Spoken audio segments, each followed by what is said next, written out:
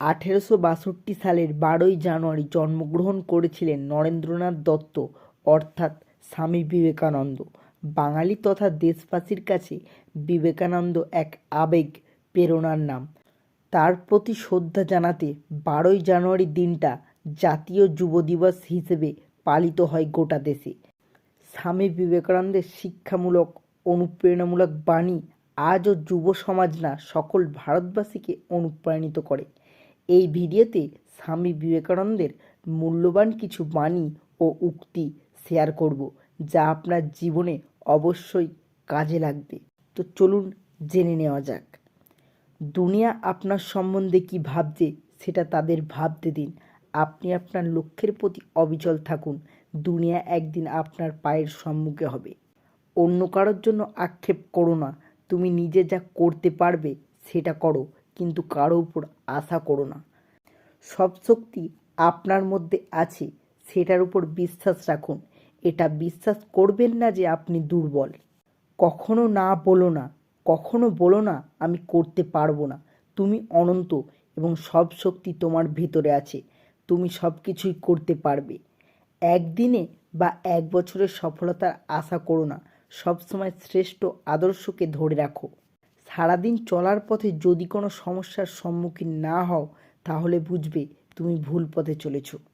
একটি সময় একটি কাজ করো এবং সেটা করার সময় নিজের সব কিছু তার মধ্যে ব্যয় করে দাও।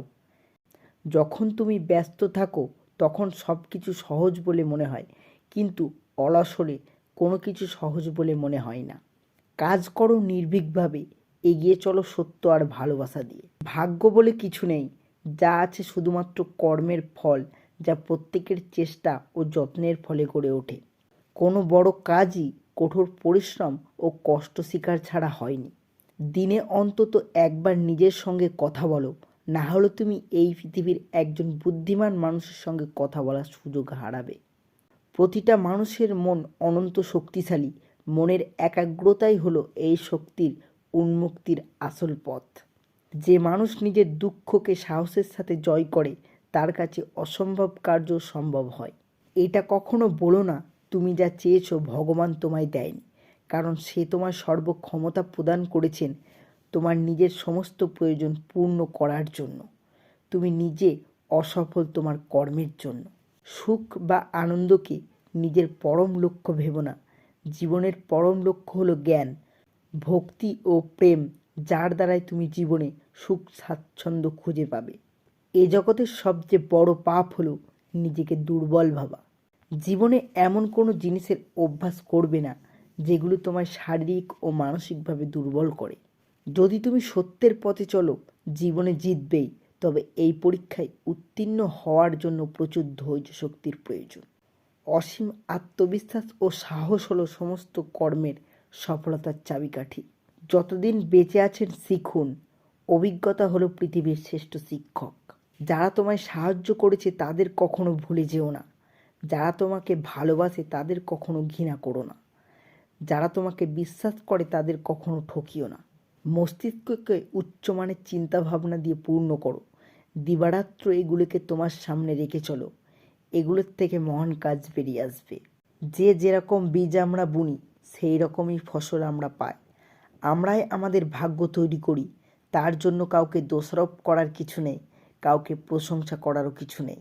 সেবা করো তৎপরতার সাথে, দান করো নির্লিপ্তভাবে, ভালোবাসো নিঃস্বার্থভাবে, ব্যয় করো বিবেচনার সাথে, তর্ক করো যুক্তির সাথে, কথা বলো সংক্ষেপে। পেছনে তাকিও না, শুধু সামনের দিকে তাকাও। অসীম শক্তি, অসীম উদ্যম, অসীম সাহস এবং অসীম ধৈর্য, এরা একাই পারে মহান কোনো কর্ম সম্পন্ন করতে। উঁচুতে উঠতে হলে ভেতরের অহংকারকে টেনে বাইর করে ফেলো এবং হালকা হও, কারণ তারাই উপরে উঠতে পারে যারা হালকা হয়। ছোট ছোট ভুল থেকে শিক্ষা নিতে শিখুন। মনে রাখবেন, হোঁচট সবসময় ছোট ছোট পাথরের সঙ্গেই লাগে, পাহাড়ের সাথে নয়। যে মানুষ বলে তার আর কিছু শেখার নেই, সে আসলে মরতে বসেছে। যতদিন বেঁচে আছো শিখতে থাকো। জীবনে চলার পথে স্বামী বিবেকানন্দের এই বাণীগুলি মেনে চলুন। অবশ্যই জীবনে সাফল্য পাবেন। ভিডিওটি ভালো লাগলে অবশ্যই একটি লাইক করুন, চ্যানেলটি সাবস্ক্রাইব করে পাশে থাকবেন।